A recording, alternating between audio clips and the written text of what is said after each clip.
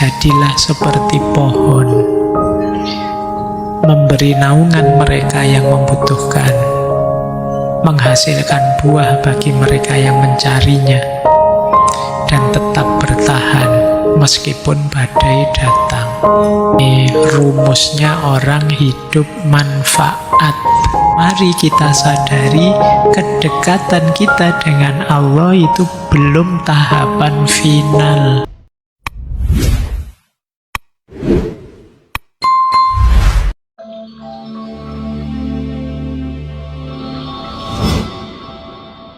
Bismillah. Assalamualaikum warahmatullahi wabarakatuh. Bismillah. Mari kita lanjutkan ngaji kita. Dua kelompok dalam tasawuf, dua jalur. Yang pertama as-sair al-anfusi dan as-sair al-afaqi. Jadi as-sair al-anfusi itu sufi yang mengambil jalan dirinya sendiri. Jadi memulainya dari dirinya, bukan di luar diri. Mulai tazkiyatun nafas, membersihkan hati, menjernihkan pikiran, menghapus sifat-sifat negatif, tahalli, kemudian berpuncak di tajalli. Ini namanya as-sair al-anfusi. Perjalanan menuju Allah lewat diri kita sendiri. Nah, ancamannya apa? Kalau tidak hati-hati, orang di as-sair al-anfusi ini, kalau dia tidak bisa menaklukkan nafsunya, amarahnya, egonya, biasanya tergelincir ke makom ujub, sombong, atau mengalami ekstase spiritual, terus ngomongnya ngaco, membuat orang tersesatkan, membahayakan dirinya dan orang lain, membahayakan dirinya karena kadang-kadang nanti berlawanan dengan pandangan umum sampai kemudian dia dieksekusi dan lain sebagainya. Jadi hati-hati. Bukan berarti tidak boleh lewat jalur ini. Sebagian besar tasawuf mengambil jalur as-sair al-anfusi, mengelola diri sendiri. Tapi hati-hati jatuh pada ego, ujub, sombong, merasa diri lebih dari yang lain, merasa aku lebih istimewa karena sudah dapat hidayah duluan, yang lain belum, dan lain sebagainya. Ini jenis-jenis ujub, ego, sombong. Ini lewat jalur pertama. Ada jalur kedua. Jalur kedua as-sair al-afaqi. As-sair al-afaqi itu kesadaran untuk keluar diri, melihat segala yang di alam ini, dan menyadari hadirnya Allah di balik apapun di luar diri. Ini namanya as-sair al-afaqi. Di as-sair al-afaqi ini ya luar biasa, kita dapat kemantapan, keyakinan, nalar kita jalan membaca alam semesta. Tapi kalau tidak hati-hati, biasanya terjebak seperti tadi ya, pada makna-makna zahiriyah. Terjebak pada keindahan ciptaan, lupa pada sang pencipta. Tahu hukum alam tapi tidak mengenal al-hakim yang menciptakan alam. Bahkan ada kalanya terus tidak sadar syirik khofi, syirik yang terselubung, menyekutukan Allah dengan ciptaannya. Menganggap bahwa keindahan itu, keluar biasaan itu, kedahsyatan itu adanya di alam, lupa bahwa itu sumbernya adalah Allah. Menurut beliau, tasawuf jenis afak ini biasanya dilakukan orang yang melakukan tafakkur terhadap alam, tapi lupa dirinya. Lupa tazkiyatun nafas, sehingga kadang-kadang terjebak pada zahiriyahnya alam, justru tidak sampai pada Tuhan. Ini ketergelincirannya. Jadi menemui Allah itu kan bisa banyak jalur, bisa lewat diri kita, bisa juga lewat alam semesta. Cuma dua-duanya ada jebakan-jebakannya. Ini yang harus hati-hati. Beberapa jebakan jadi ekstrim, membahayakan, keluar dari semangat awal tasawuf tadi. Oke, baik, kita lanjutkan. Sudah 4, sekarang 5. Ini yang kontroversial. Wahdatul wujud, yang hampir di semua tokoh neo-sufisme yang kita bahas kemarin, pandangan ini dikritik oleh Syekh Nursi dan kawan-kawan. Menurut beliau begini, paham wahdatul wujud yang berisi wahdatus syuhud ini dianggap aliran sufi yang penting. Banyak sufi yang anggap ini level tertinggi. Maksud dari wahdatul wujud adalah membatasi penglihatan pada keberadaan wajibul wujud, Allah saja. Sementara seluruh makhluk hanya bayangan semu dan ilusi yang tidak layak disebut bila dibandingkan dengan eksistensi zat yang wajib ada, yaitu Allah. Jadi wahdatul wujud itu kan semua wujud ini sifatnya ilusif saja. Wujud yang hakiki sebenarnya yang wajibul wujud hanya Allah saja. Menurut Syekh Nursi begini, aliran ini menurut beliau ya bukan tingkatan yang paling tinggi dan paling mulia. Meski bisa saja dia punya ketinggian, tetapi memiliki kekurangan dalam ketinggiannya itu. Bisa saja dia memiliki rasa manis namun mengandung bahaya. Karena melihat wujud lahiriahnya yang manis, mereka yang sudah masuk ke dalamnya tidak mau keluar. Karena rasa bangga, mereka merasa berada di tingkatan paling tinggi. Jadi kan aliran-aliran ini, aliran yang nanti ada khulul, ada ittihad dan lain sebagainya kan dianggap puncaknya. Menurut Syekh Nursi, orang yang merasa sampai di sini itu merasa sudah levelnya paling tinggi, sehingga tidak mau lagi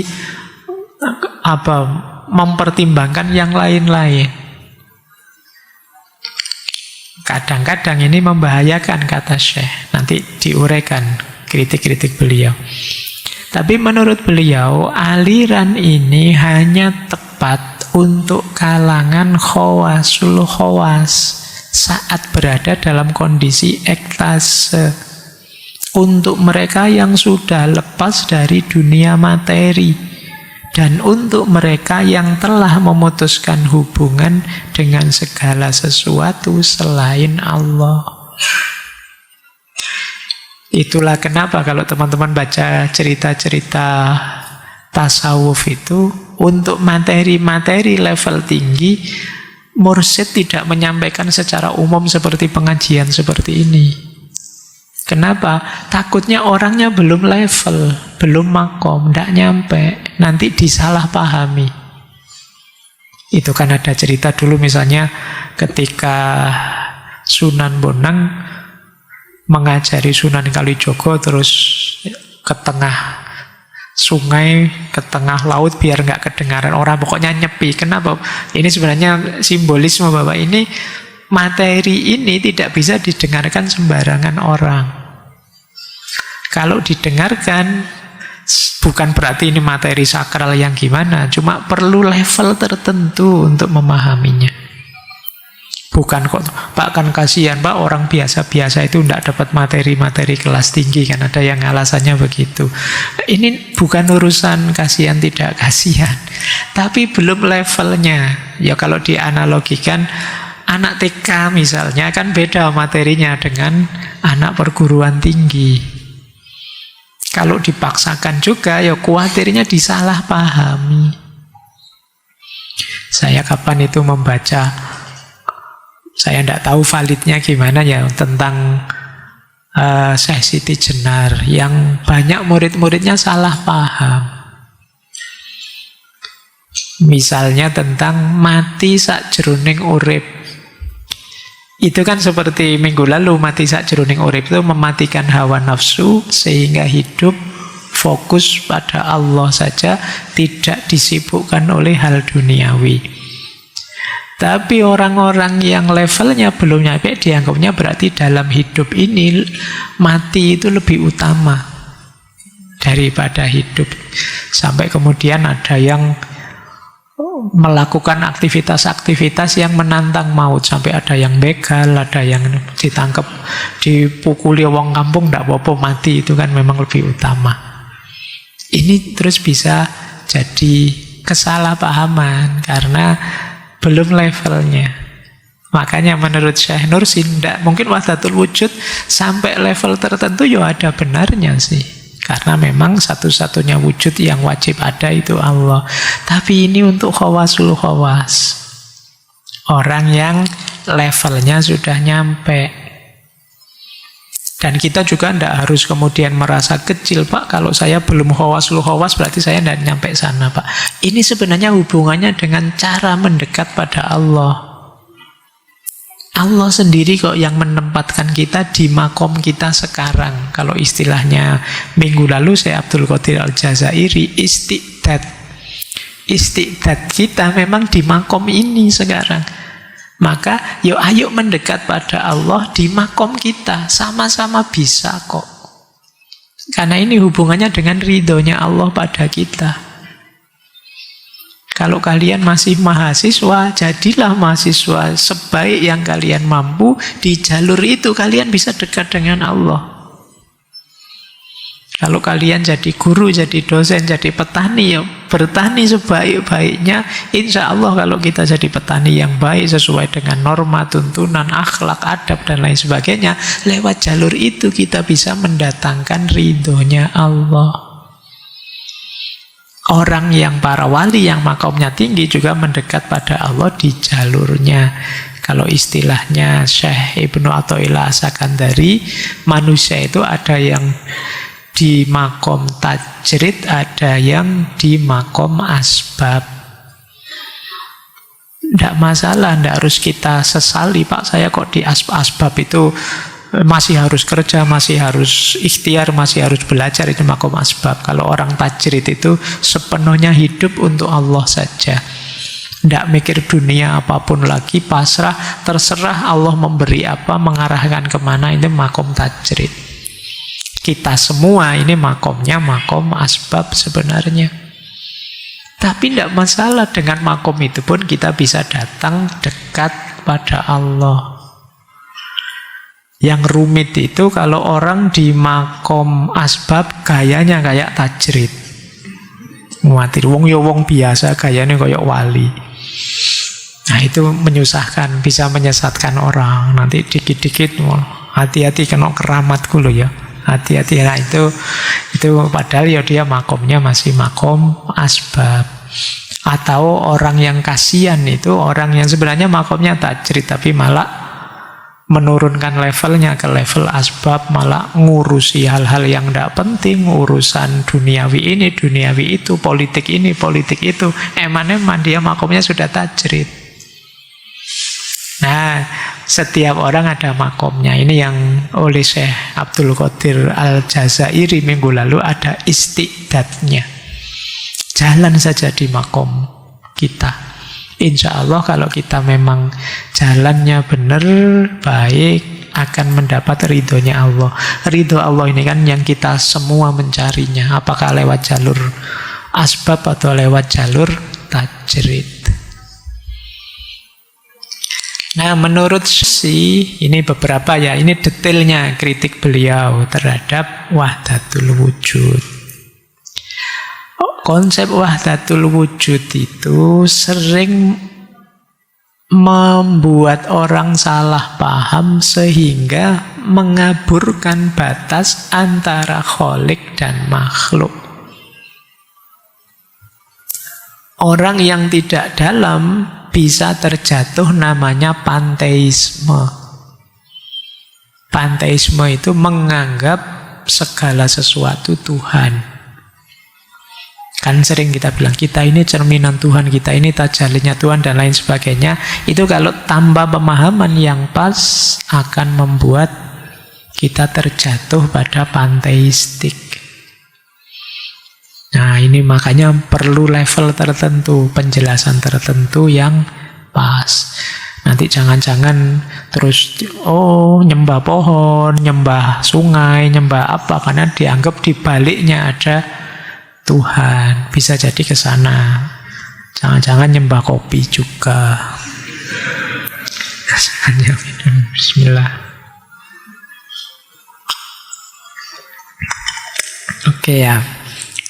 Jadi terjatuh ke sini karena penjelasannya tidak pas. Karena itu tadi makanya perlu penjelasan dan level yang sesuai. Orang-orang umum menurut Syekh Nursi sulit salah paham, sulit untuk paham karena ini wawasannya dalam. Termasuk beliau ya di Risalah An-Nur itu di Maktubat menyebut. Bayangkan misalnya kalau orang nganggep rukun iman itu selain yang Allah ilusi saja. Karena yang hakiki itu hanya Allah saja. Jadi malaikat, Al-Quran, nabi-nabi itu sebenarnya bukan wujud yang sejati. Karena itu terus salah paham. Berarti saya tidak mengikuti Al-Quran, tidak apa-apa, kan itu ilusi saja. Yang sejati kan hanya Allah saja. Saya nggak mengikuti nabi, tidak apa-apa. Wong nabi itu kan juga cuma bayangannya Allah saja. Bayangan wujud-wujud yang asli. Nanti bisa ke sana kalau orang pikirannya tidak nyampe. Apalagi kemudian orang jadi fatalistik. Berarti segalanya itu Allah saja. Bahkan bisa menurut Syekh Nursi, orang justru jadi materialistik. Kenapa? Karena nganggap materi itu juga kan adalah wujud yang pancarannya Allah. Jadi kalau ada orang ngeritik, kamu jangan mendewakan harta, jangan mencintai. Harta itu adalah bagian dari tajallinya Allah. Makanya saya cintai juga, misalnya. Bisa jadi begitu kalau ditarik-tarik kemana-mana faham wahdatul wujud ini.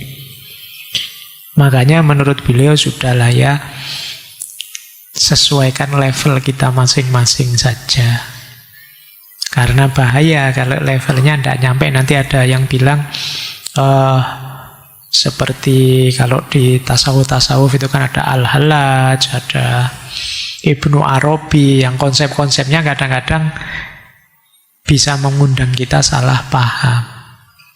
Karena itu yuk dibatasi untuk khawas dan khawasul khawas saja.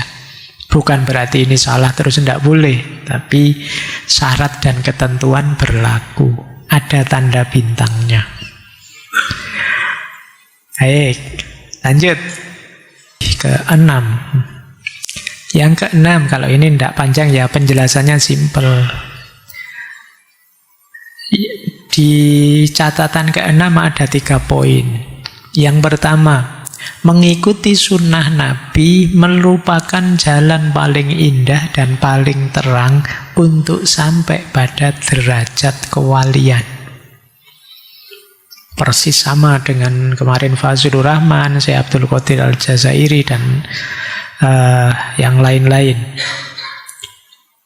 Ikuti saja sunnah Nabi. Wong Nabi juga seorang yang sangat zuhud, sangat abid. Semua kualifikasi sufi itu beliau memilikinya.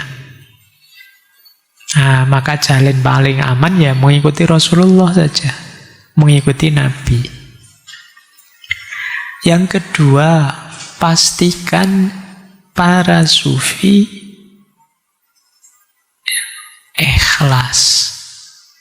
Karena keikhlasan merupakan asas utama untuk meniti jalan kewalian dan torekot. Tanpa ada dasar keikhlasan, berarti masih ada pamrih. Kalau itu masih ada pamrih macam-macam yang selain Allah, ya kewalian yang seharusnya berkualitas tinggi, torekot yang seharusnya mendalam, pada akhirnya ya jadi dangkal untuk kepentingan sesaat. Menempuh jalan kewalian biar dihormati orang, Pak.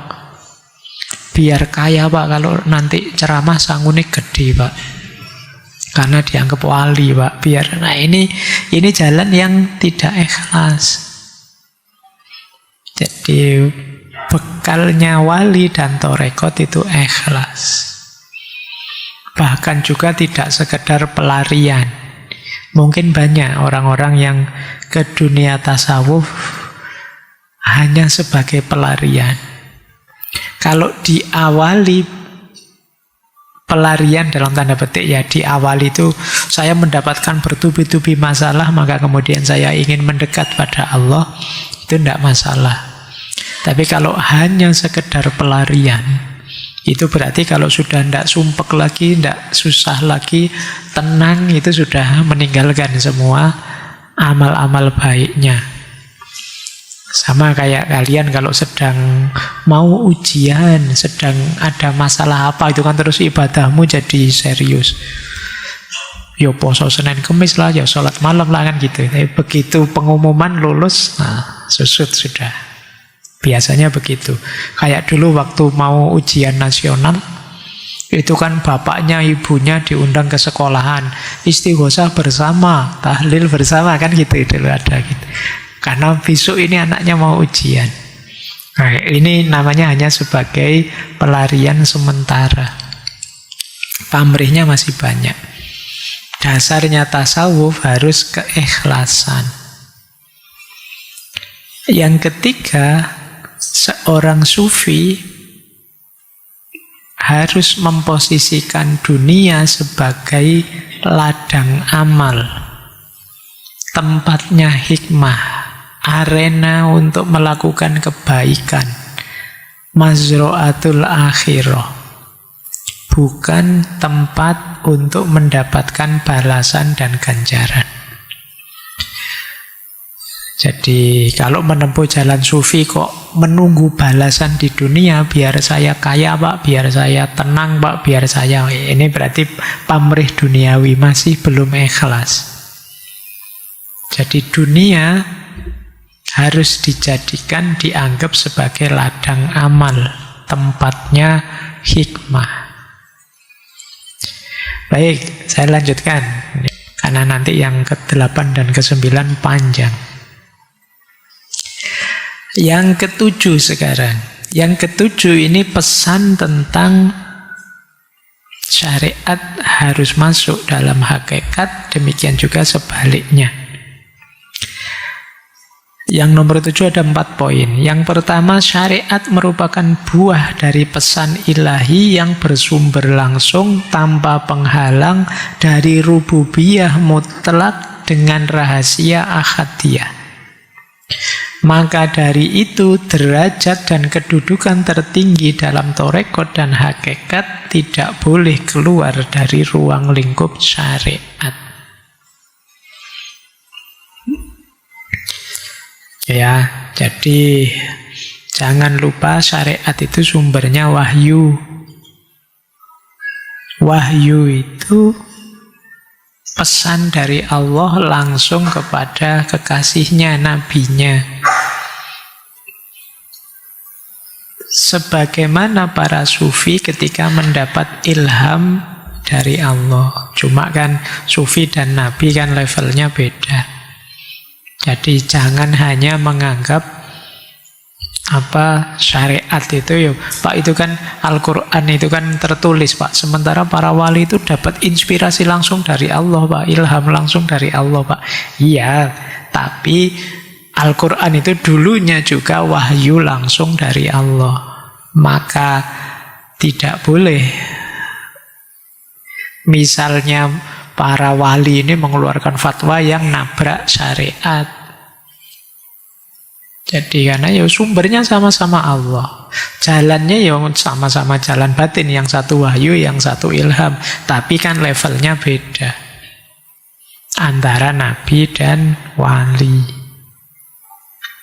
Oleh karena itu bahkan seperti Syekh Abdul Qadir Jailani itu satu ketika sholat malam terus ada suara, "Wahai Abdul Qadir, ibadahmu sudah luar biasa, engkau sudah diterima, mulai besok sudah bisa santai, tidak perlu ibadah lagi." Itu dia tahu tidak mungkin ada ilham dari Allah kok nyuruh libur ibadah itu. Kenapa? Nabrak syariat. Yang ini diwahyukan pada Nabi. Ya. Baik, itu yang pertama. Yang kedua, tarekot dan hakikat tidak boleh berubah posisinya dari sarana menjadi tujuan. Jadi syariat, tarekot, hakikat ini tiga-tiganya sebenarnya ya media, sarana, bukan tujuan. Jika keduanya menjadi tujuan, maka amal-amal dan adab-adab sunnah Nabi akan terbatasi, sehingga tidak lagi menjadi perhatian utama seorang salih. Ia akan bersifat formalitas, karena hati sang salik sibuk dengan adab-adab dan ritual tarekot. Dengan kata lain, ia lebih sibuk dengan khalaqah dzikir dibandingkan sholat. Dia lebih tertarik dengan wirid tarekot daripada kewajiban agama. Dia lebih komitmen meninggalkan hal-hal yang bertentangan dengan adab tarekot daripada menjauhi dosa besar. Nah, ini peringatan dari beliau ya. Tarekot dan hakikat itu sarana, bukan tujuan. Jadi, kalau kita jadikan tujuan, ya berarti nanti dinomorsatukan. Padahal dia hanya media, hanya sarana. Banyak di antara kita, seperti dijelaskan tadi, sibuk dengan khalaqah dzikir dibandingkan sholat. Jadi kalau ketinggalan zikirnya panik luar biasa, tapi begitu ketinggalan sholat, gampang lah, nanti bisa dijamak, bisa diqadha, dan lain sebagainya. Ini logikanya jadi kebalik. Lebih tertarik wirid tarekot daripada kewajiban agama. Jadi disuruh sedekah males, disuruh zakat nanti sajalah, haji kapan-kapan saja. Tapi kalau diajak wirid ini amalkanlah, dibaca sekian kali 40 hari bisa membuat kita bla bla bla bla. Semangatnya luar biasa. Berkomitmen meninggalkan hal-hal yang bertentangan dengan adab daripada menjauhi dosa besar. Ini kadang-kadang kebalik.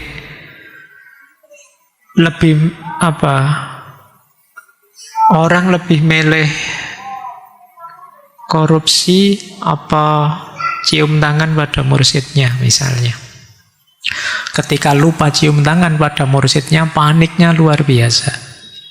Tapi melakukan korupsi tenang saja, kebalik. Lebih mengutamakan adab tarekot daripada menjauhi dosa besar. Bukan berarti cium tangan itu salah, tapi lagi-lagi kita harus sadar mana priority, mana yang lebih prioritas, yang wajib mana, yang sunnah mana, yang mubah mana, yang makruh mana, yang haram mana. Kita harus tahu. Kadang-kadang banyak amalan-amalan sunnah yang kita utamakan sampai wajibnya terlewat. Itu sama kayak waktu Ramadan dulu loh ya. Buka bersama, semangat sekali, tapi terus waktunya sholat maghrib bubar semua, tidak ada yang sholat misalnya. Ini kuhalik. Terus yang ketiga, ini bentuknya pertanyaan. Apa mungkin ada tarekot yang berada di luar koridor sunnah dan hukum syariat? Jawabannya ya dan tidak. Dikatakan ya karena terdapat para wali yang dihukum mati dengan pedang syariat.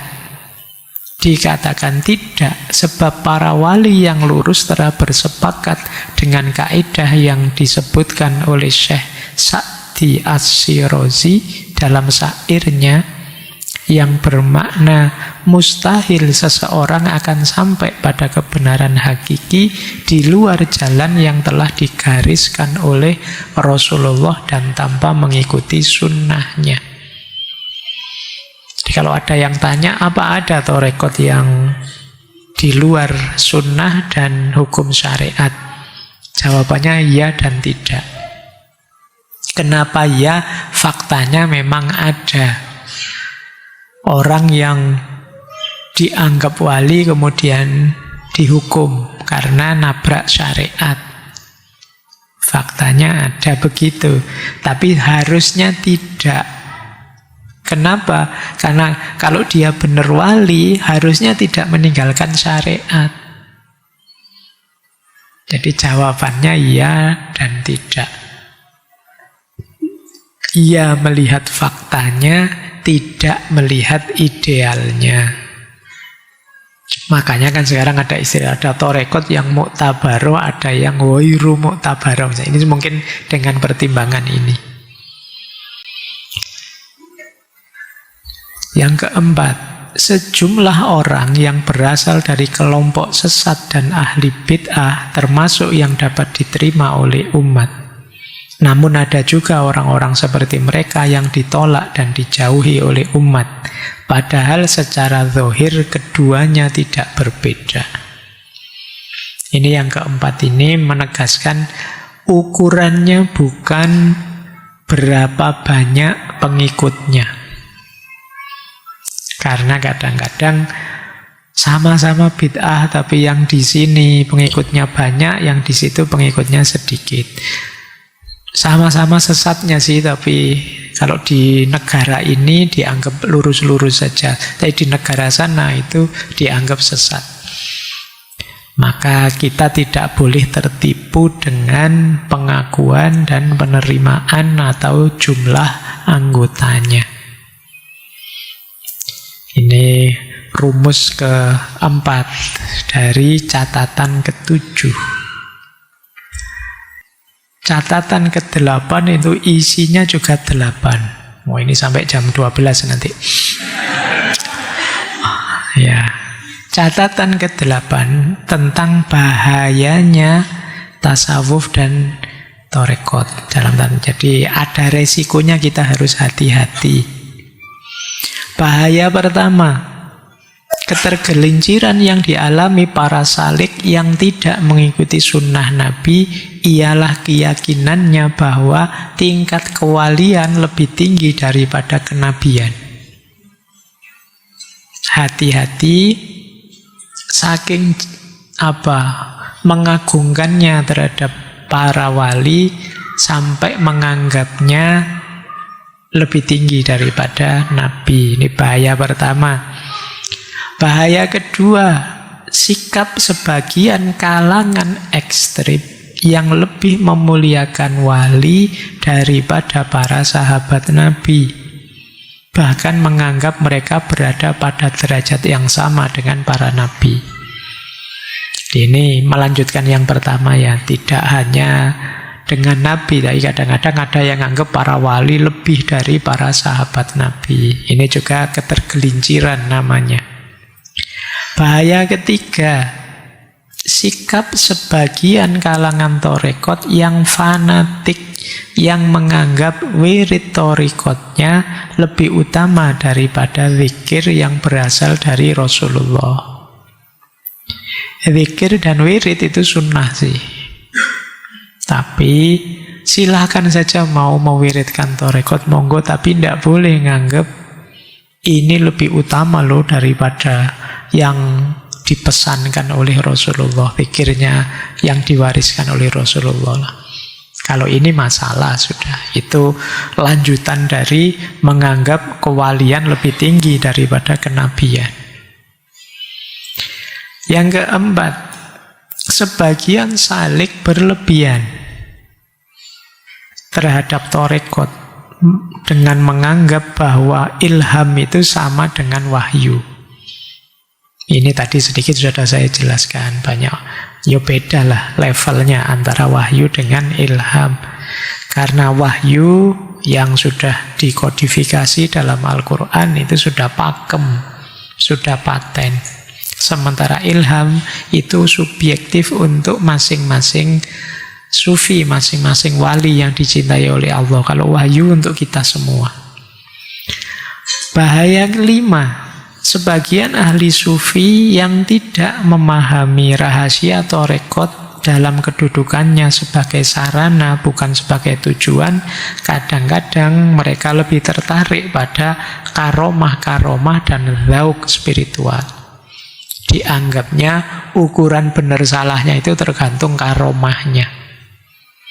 Orang ini bisa berjalan di atas air loh, orang ini bisa nebak masa depan loh, kan kita sering ini kita jadikan standar, padahal harusnya bukan itu sih kewalian seseorang itu. Bahaya keenam, sebagian salik yang bukan ahli hakikat seringkali terjerumus dalam jurang bahaya dengan menganggap bayangan dari sejumlah tingkat kewalian dan miniaturnya sebagai tingkatan hakiki, universal, dan asli. Ini biasanya yang keenam ini ketertipuan ketika kita mengidentifikasi diri kita ada di level mana. Pak, saya sekarang sudah ada di makom sabar, Pak. Padahal mungkin kita belum sabar beneran.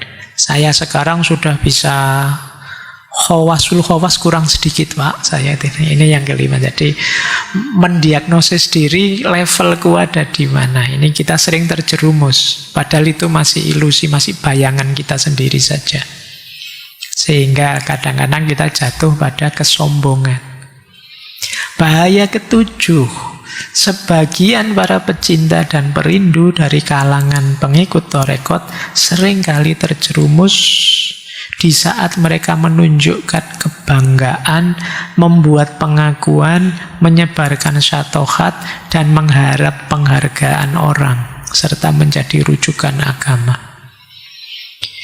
Ini sombong, merasa tinggi, merasa besar, cerita-cerita betapa hebatnya aku, betapa dahsyatnya guruku. Ini di antara ketergelinciran. Bahaya ke-8, sekelompok pengikut tarekat yang tergesa-gesa dan ingin meraih keuntungan pribadi sehingga terjerumus karena ingin mendapat hasil dari kedudukan kewaliannya di dunia, bukan di akhirat. Ingin dihargai, ingin dihormati, ingin diposisikan tinggi. Ini bahaya ke-8, karena merasa dirinya sudah wali. Ini bahaya ke-8. Hati-hati, nanti bisa dibaca ulang ya, 8 bahaya ini. Catatan ke-9, jumlahnya juga 9. Panjang ya. Nah, ini saya baca saja, ini sebagian besar sudah kita jelaskan di depan. Kalau tadi bahayanya, sekarang manfaatnya tasawuf. Bahaya berarti kita harus hati-hati, jangan tergelincir ke sana. Manfaat, ayo kita optimalkan manfaatnya. Manfaat pertama, tersingkapnya hakikat keimanan secara jelas, sehingga sampai tingkat ainul yakin. Jadi ini mengalami langsung, membuktikan langsung kedalaman agama, hakikatnya keimanan. Ini manfaatnya kita tasawuf. Tidak sekedar pengetahuan yang dangkal atau pengamalan yang dangkal. Manfaat kedua, menjadi manusia yang hakiki, manusia yang sejati. Kenapa? Karena dalam tasawuf semua perangkat jiwa kita arahkan kepada Allah. Dan ini kan tujuan kita dihadirkan ke muka bumi, tujuan penciptaan kita. Jadi kalau kita ingin memenuhi amanatnya Allah, segala tugas yang diberikan oleh Allah ya antara lain bisa kita wujudkan lewat jalur tasawuf. Di situ kita jadi manusia sejati yang orientasi hidupnya adalah Allah saja. Manfaat ketiga, selamat dari kesepian dan kesendirian dalam perjalanan spiritual, serta mendapat ketenangan maknawi dalam perjalanan menuju barzah dan akhirat. Jadi kalau kita ikut tarekat, ada teman perjalanan spiritual dan juga mendapatkan ketenangan dalam perjalanan menuju akhirat. Karena tadi bahkan zikir saja bisa membuat kita tenang. Lanjut, manfaat keempat, membebaskan diri kita dari kegelisahan hidup dan juga pedihnya keterasingan duniawi. Ini membuat kita lebih tenang. Manfaat kelima, merasakan berbagai hakikat halus yang tersembunyi dalam setiap kewajiban syariat. Ini kita beribadah, beramal syariat tidak hanya lahiriah, tapi kita rasakan secara lebih dalam sampai level hakikat, sehingga kita bisa menikmati syariat, tidak sekedar menjalankan syariat. Dengan bisa menikmatinya, tentu saja kita bisa lebih mantap, lebih fokus. Manfaat keenam, dengan tasawuf kita bisa sampai pada makom tawakal, ridho, dan pasrah kepada Allah. Ini hal yang sulit. Biasanya kita itu dengan akal kita sulit sekali untuk ridho. Kita sering mengeluh, kita sering minta ini, minta itu, serba tidak puas. Tapi tasawuf mengajarkan kita untuk sampai ke makom ridho dan tawakal. Manfaat ketujuh, membersihkan hati, selamat dari syirik, samar, riya, tergesa-gesa, dan lain sebagainya. Manfaat kedelapan, membuat hidup ini sepenuhnya bernilai ibadah. Karena rutinitas seorang sufi itu rutinitas yang senantiasa sadar diawasi oleh Allah. Apapun yang dilakukan, kesadaran ilahiyahnya muncul. Maka setiap aktivitasnya jadi bernilai ibadah. Manfaat kesembilan, membawa seseorang pada derajat insan kamil. Manusia yang utuh, yang teroptimalisasi lahirnya, emosinya, dan rohaninya. Jadi membuat kita jadi manusia yang sejati dan utuh.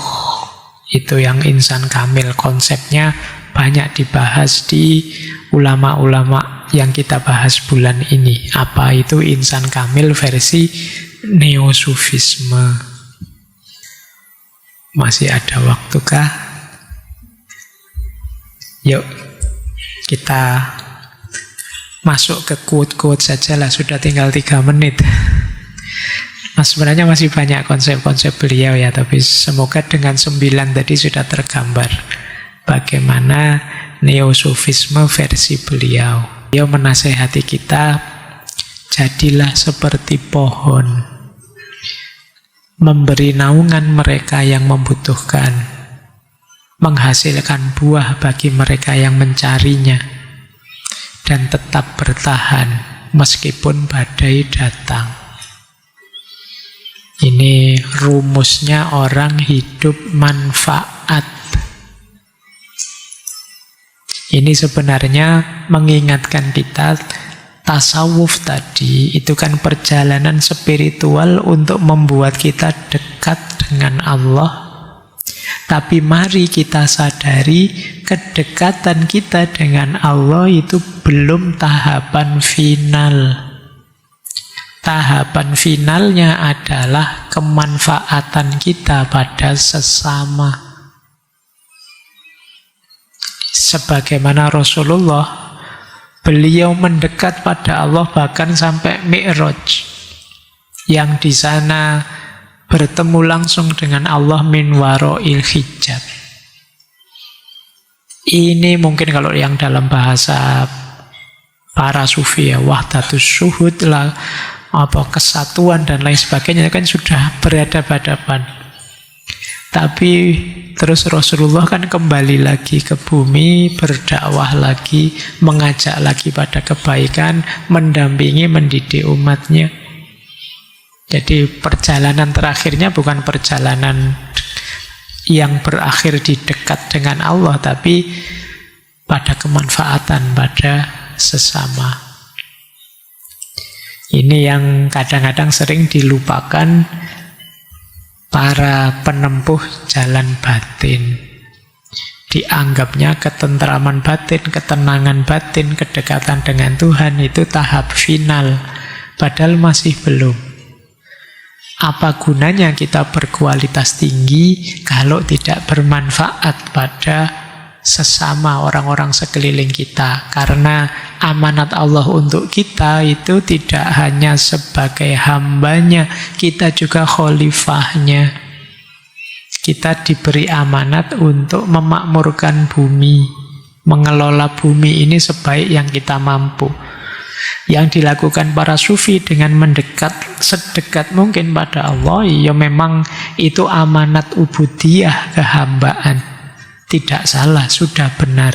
Tapi tidak boleh berhenti di situ. Harus lanjut ke amanat kekhalifahan. Maka jadilah seperti pohon yang memberikan mereka naungannya yang membutuhkan, hasilkan buah bagi yang mencarinya dan tetap bertahan meskipun badai datang. Sumbernya kekacauan sosial. Asal mula semua revolusi dan korupsi dan dorongan serta sumber semua moralitas rendah hanya 2 kalimat. Kalimat pertama, selama aku kenyang, apa urusanku jika orang lain mati kelaparan? Kalimat kedua, kalian menderitalah kesusahan agar aku dapat hidup enak. Kalian bekerjalah agar aku dapat makan. Kalau ini lawannya tadi ya, kalau tadi kepedulian pada sesama, kalau ini egoisme, tidak peduli sesama. Asal aku dekat dengan Allah, urusan apa dengan kamu yang masih sesat, masih rusak, bukan urusanku. Nah, ini ketidakpedulian. Atau yang kedua, kamu yang kerja, aku yang enak. Kamu yang capek, aku yang dapat enaknya. Ini juga bentuk egoisme. Sudahlah kamu saja yang jadi sufi, yang levelnya tinggi, yang doanya diterima. Nanti kamu tinggal mendoakan aku untuk masuk surga. Kan gitu aja. Nah ini, kamu tidak mau kerja, nyari enaknya saja. Jadi kalau kalimat pertama, aku sudah enak tapi tidak peduli yang lain. Kalau yang kedua, nyari enaknya saja, tidak mau susah. Dua mental ini nanti yang menghancurkan hidup sosial kita. Kalau engkau menginginkan musuh, nafsumu sudah cukup. Kalau engkau menginginkan nasihat, kematian sudah cukup. Jadi tidak harus terlalu berpanjang teori. Ngapain kamu nyari musuh kemana-mana? Semua yang tidak suka kamu komentari jelek, kamu serang, kamu kritik.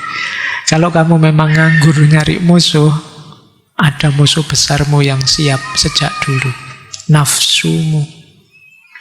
Kalau kamu ingin nasihat, kematian sudah cukup. Apa kita tidak sadar bahwa pada akhirnya kita semua akan sampai pada titik kematian itu? Untuk melakukan kebaikan, apalagi yang kita tunggu? Toh kita tidak tahu jatah waktu kita kapan. Apa yang mau kita sombongkan, pada akhirnya kita semua akan dikuburkan di bawah tanah. Apa yang mau kita banggakan? Apa yang mau kita tinggi-tinggikan? Setiap kali ada kematian, semoga jadi pelajaran untuk membuat kita jadi manusia yang lebih baik, lebih sadar, lebih ngerti untuk melakukan kebaikan. Jadi ini boleh jadi pengingat kita ya. Ngapain sih selalu nyari konfrontasi saja, konflik saja dengan yang lain? Mbok yo kita rukun, kerjasama, saling membantu. Kalau memang perlu musuh, ndak usah kemana-mana, nafsumu sudah cukup. Dan kalau memang ingin nasihat, kematian sudah cukup.